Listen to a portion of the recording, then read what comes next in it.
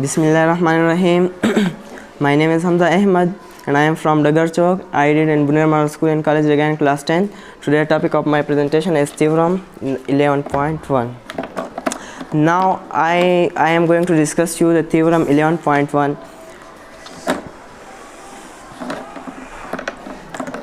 हमारे साथ ये theorem है, हमारे साथ स्टेटमेंट दिया गया है कि F2 chords of a circle are congruent and the corresponding chords are congruent. अब हमारे साथ थ्योरम में एक स्टेटमेंट में कहा गया है कि हमारे पास ये है एक सर्कल है, इसका ये सेंटर पॉइंट है, ओरिजिन है सर, ये हम ओरिजिन है और सर यहाँ जो है 2 chords है.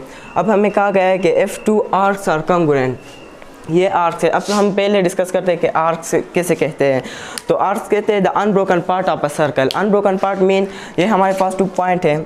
इस 2 पॉइंट है जो ये सर्कल से अलग करता है, लेकिन ये अनब्रोकन होता है, सर्कल के साथ ही होता है, लेकिन सब पॉइंट की बिना पर इससे थोड़ा अलग होता है, इसलिए इसे कहते हैं आर्क्स कहते हैं. ये हमारे पास 2 आर्क्स है. इसमें इस थ्योरम में कहा गया है कि अगर ये 2 आर्क्स कॉन्ग्रुएंट होंगे तो ये हमारे पास जो 2 कार्ड्स बने हुए हैं यहाँ, ये कार्ड्स ऑलरेडी कॉन्ग्रुएंट होंगे. लेकिन थ्योरम में ऐसा होता है, थ्योरम में एक प्रॉब्लम जैसा होता है जिसे हमने प्रूव करना है, मसला होता है हमने इसे प्रूव करना होता है. तो अब हम प्रूव करते हैं कि ये दोनों किस तरह कॉन्ग्रुएंट हैं. तो पहले हम ये कि हम लेते हैं कि देखें हमारे पास ये एक साइड है, ये CO है, लेकिन पहले हम करते हैं कि अब इसका गिवन क्या है. गिवन तो हमने बता दिया कि आर्क्स दिए गए कि आर्क्स कॉन्ग्रुएंट है, तो हमने ये प्रूव करना होता है कि ये जो कार्ड्स हैं ये भी कॉन्ग्रुएंट होंगे.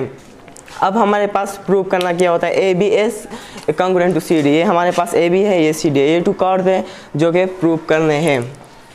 अब हमारे पास है कंस्ट्रक्शन, और अब हमने कंस्ट्रक्शन क्या है इसमें हमने कंस्ट्रक्शन ये किया है कि ये 2 कार्ड दिए गए थे, हमने एक C का पॉइंट जो है O के साथ मिलाया, O जो है D के साथ और O A के साथ और फिर O B के साथ. तो ये हमने कंस्ट्रक्शन किया है इस थ्योरम को प्रूव करने के लिए. इसमें कंस्ट्रक्शन में हमारे पास ये भी है, ये है angle 1 and this is angle 2.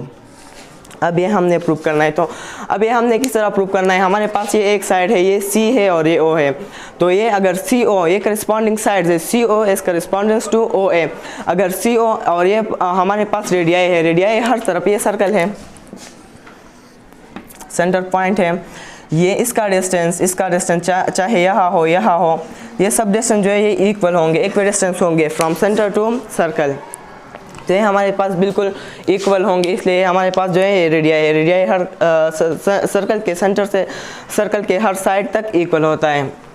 अब हमारे पास है, हमने प्रूव क्या करना है. तो अब हमारे हमने ये कंस्ट्रक्शन में क्या है कि C को हमने O के साथ मिलाया, तो ये CO is congruent to O. यहाँ हमने लिखा है O is congruent to OC. फिर हमारे पास ये साइड भी कॉन्ग्रुएंट है, DO is already congruent to OB. और फिर हमारे साथ है एंगल, हमने यहाँ एंगल भी लिया है, ये एंगल जो है ये भी हमने लिए है, ताकि बेसिकली थ्योरम में इस तरह होता है कि हम 3 चीज़ें लेते हैं, अगर 3 चीज़ें प्रूफ हो जाते हैं तो ऑलरेडी 3 और भी प्रूफ हो जाते हैं. यहाँ पर हमारे साथ एक साइड प्रूफ हुआ है, दूसरा और ये एंगल्स के वजह से हमने प्रूफ किया. तो यहाँ ये हमारे पास थ्योरम है जो कि प्रूफ हो गया है. Thank you sir. अगर आप लोग का कोई क्वेश्चन है तो पूछ सकते हैं.